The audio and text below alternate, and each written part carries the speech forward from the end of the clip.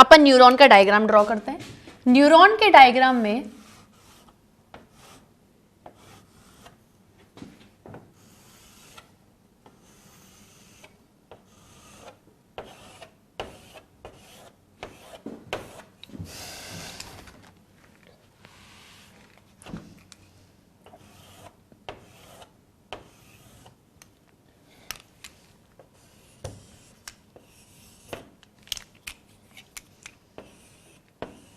ये बन गया डायग्राम स्टूडेंट्स।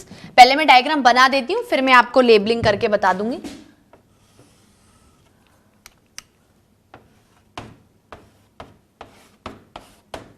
ये आपका डायग्राम ड्रॉ हो गया, ठीक है।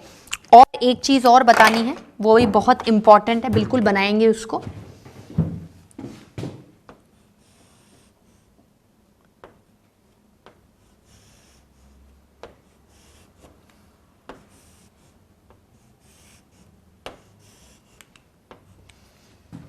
ठीक है, ये आपका क्या है, न्यूरॉन का स्ट्रक्चर है। क्या है ये, बिल्कुल सिंपल डायग्राम ड्रॉ किया है। न्यूरॉन, ये एक न्यूरॉन है, ये एक न्यूरॉन है। जब ऐसे बहुत सारे क्रिएट हो जाएंगे तो न्यूरॉन्स कहलाएंगे, और नर्व फाइबर। ठीक है, चलो लेबलिंग करते हैं इनकी। लेबलिंग में क्या है, ये चीज क्या है, ये छोटे छोटे ऐसे thread like structure which are actually branch, लंबे नहीं है, शॉर्ट है, तो short branch thread like structures, जिन्हें हम बोलेंगे डेंड्राइट्स। लेबलिंग एक तरफ होनी चाहिए, ऐसे नहीं हैपोजेटली पूरे ब्लैक बोर्ड को भर दिया है आपने। ठीक है, और ये क्या है, ये होगी सेल बॉडी, साइटोन और सोमा। सेल बॉडी, साइटोन और सोमा। ठीक है, ये क्या है, ये चीज एक्सॉन।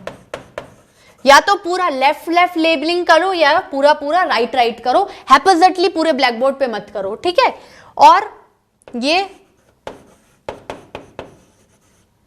Axon terminals. ठीक है, और ये या एक्सॉन टर्मिनल्स या एक्सॉन एंडिंग्स भी बोल सकते हो। और ये साइनेप्टिक नॉब या फिर बल्ब।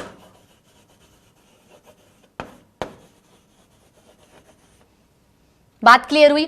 अच्छा, ये पिंक कलर का क्या है, पिंक कलर का है माइलिन शीथ।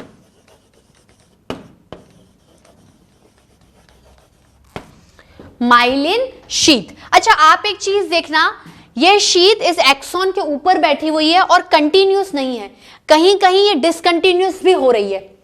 जैसे जैसे यहां से यहां कंटिन्यूस चली, फिर डिसकंटिन्यूस, मतलब रेगुलर इंटरवल ऑफ टाइम पर ये जो माइलिन शीथ है ये कंटिन्यूस नहीं है, या एब्सेंट है एक्सॉन्स पे। तो ऐसा पॉइंट एक्सॉन का जहां पर माइलिन शीथ एब्सेंट है, उसे क्या बोलेंगे, नोड्स ऑफ रैनवेयर। क्या बोलेंगे, nodes of रैनवेयर।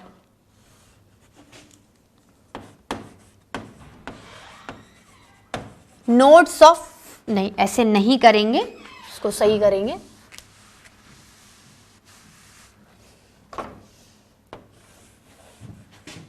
Nodes of रैनवेयर, Ranbir नहीं, नोट्स ऑफ रणबीर मत लिख देना, रणबीर कपूर, नोट्स ऑफ रैनवेयर। ठीक है स्टूडेंट्स, बात क्लियर हुई? चल, अच्छा, ये सेल बॉडी है, एक तरीके से सेल है। इसके यहां पर क्या लोकेटेड है, ये है आपका न्यूक्लियस। क्या है, न्यूक्लियस। ठीक है, आप एक तरफ लेबलिंग करो इसकी, इधर मत करो। ये क्या है, न्यूक्लियस।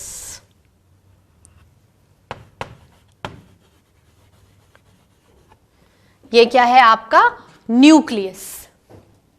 ठीक है, अच्छा, ये एक पूरी तरीके से सेल है, न्यूरॉन एक सेल है, एक नर्व सेल है। ठीक है, सेल होगा तो उसके अंदर न्यूक्लियस भी होगा और साइटोप्लाज्म भी होगा। होगा कि नहीं होगा स्टूडेंट? तो क्या यहां साइटोप्लाज्म नहीं होगा? बिल्कुल होगा। और उस साइटोप्लाज्म को आप क्या बोलोगे, उस साइटोप्लाज्म को आप न्यूरोप्लाज्म बोलोगे। क्या बोलोगे स्टूडेंट्स आप, न्यूरोप्लाज्म। क्या बोलोगे, न्यूरोप्लाज्म। ठीक है,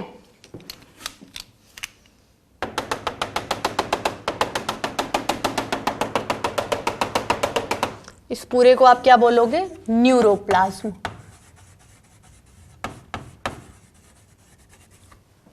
पर्टिकुलरली अगर ये न्यूरोप्लाज्म एक्सॉन में प्रेजेंट है तो कहीं कहीं स्पेसिफिकली इसे एक्सोप्लाज्मिक कहा जाता है। जब हम जनरेशन एंड कंडक्शन पढ़ेंगे तो मेनली जनरेशन यहां पर हो गया, लेकिन कंडक्शन कौन कराएगा? एक्सॉन। कंडक्शन कौन कराएगा? एक्सॉन। तो उस एक्सॉन के अंदर का जो प्लाज्म है, जो साइटोप्लाज्म है, जो न्यूरोप्लाज्म है, उसको कहीं कहीं एक्सोप्लाज्मिक कहा गया, क्योंकि इसका रोल है conduction and generation of impulse में एक्सॉन के अंदर के एक्सोप्लाज्म का बहुत बड़ा रोल है। तो कहीं पर अगर एक्सोप्लाज्म आया तो नेवर कंफ्यूज, ठीक है। और क्या क्या देख सकते हो आप? देखो यहां पर कभी कभार ऐसे दाने नुमा स्ट्रक्चर्स होते हैं जिन्हें आप नीजल्स ग्रैन्यूल्स या फिर बेसोफिलिक ग्रैन्यूल्स भी कहते हो, ठीक है।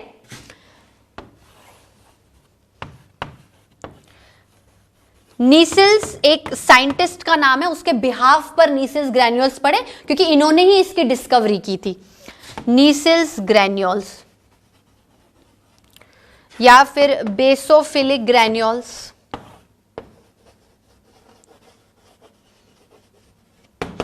Basophilic granules which are actually fragments of RER। RER क्या है? रफ एंडोप्लाज्मिक रेटिक्यूलम, ठीक है। फ्रेगमेंट्स ऑफ RER मतलब रफ एंडोप्लाज्मिक, पूरा पूरा लिखो स्टूडेंट्स, कभी कभार एग्जामिनर आपके मार्क्स काट सकता है, उसको थोड़ी समझ में आएगा RER क्या है। प्लाज्मिक रेटिक्यूलम, ठीक है।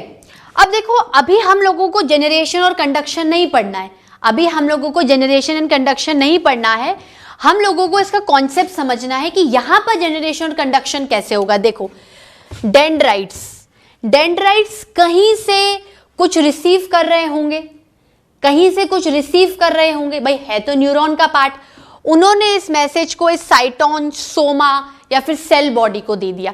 इसको कभी कभार पेरिकैरियन भी बोलते हैं, इसका अदर नेम क्या है? पेरिकैरियन भी। अभी इतना नहीं है तो यहां लिखने की जरूरत नहीं है। अब आपने क्या किया, मान लो यहां इस पोर्शन पे जनरेट हुआ, अब आपको कंडक्ट करवाना है, मतलब from the axon actually the message is going to be conducted या impulse is going to be conducted. Impulse word क्यों बोल रही हूं मैं? सिग्नल, इंपल्स, मैसेज तीनों एक ही चीज को दर्शाते हैं पर अलग अलग सिचुएशन में मीनिंग बदल जाता है। देखो इंपल्स का मतलब है there are some kind of charges. Impulse क्या है? Electric impulse, electric impulse generation and conduction, ठीक है। मेनली मैसेज और सिग्नल तो लेमेन टर्म है, कॉमन लैंग्वेज में टर्म है, लेकिन बायोलॉजिकल प्रोफेशनल लेवल पर आपको नर्वस सिस्टम पढ़ना है तो आपको बार बार जनरेशन और कंडक्शन ऑफ नर्व इंपल्स, और वो एक काइंड ऑफ इलेक्ट्रिक इंपल्स है। इलेक्ट्रिक इंपल्स मतलब देयर आर सम इलेक्ट्रिसिटी, और इलेक्ट्रिसिटी कब क्रिएट होती है? When there are some opposite charges, positive negative. मतलब अगर यहां पर इलेक्ट्रिक इंपल्स का जनरेशन और कंडक्शन हो रहा है तो कहीं ना कहीं बाहर कुछ और चार्जेस है, अंदर कुछ और चार्जेस है। इसका फंडा अपन अभी जनरेशन और कंडक्शन में पढ़ेंगे, जो कि आगे आने वाले लेक्चर्स में आएगा, ठीक है। अभी एक्सॉन में चला चला चला, अब एक्सॉन क्या है? ऐसे लंबे टर्मिनल्स के रूप में, फाइबर धागी नुमा स्ट्रक्चर्स के रूप में क्या हो रहे हैं? टर्मिनेट हो रहे हैं। क्या हो रहे हैं? टर्मिनेट हो रहे हैं, और एंड में जाकर क्या है? ऐसे स्वालन एंड में कन्वर्ट हो जा रहे हैं, ठीक है। ये जो एक्सॉन का टर्मिनल है, यहां से बहुत सारे फाइबर्स और लॉन्ग इलोंगेटेड स्ट्रक्चर्स निकलते हैं जिनका एंड पॉइंट सॉरी स्टूडेंट, जिसका एंड पॉइंट इस स्वालन हो जाता है, जिसका एंड पॉइंट क्या हो जाता है? स्वालन हो जाता है, मोटा हो जाता है, जिसको क्या बोलते हैं? साइनेप्टिक बल्ब या साइनेप्टिक नॉब। मतलब एक्सॉन बिल्कुल एंड में जाकर स्वालन पोर्शन में कन्वर्ट हो जाता है, जिसको अपन क्या बोलते हैं? बल्ब नुमा, गोली नुमा नॉब, ऐसा swollen like beaded like structure, bud like structure which is known as synaptic knob या फिर साइनेप्टिक बल्ब, ठीक है स्टूडेंट्स।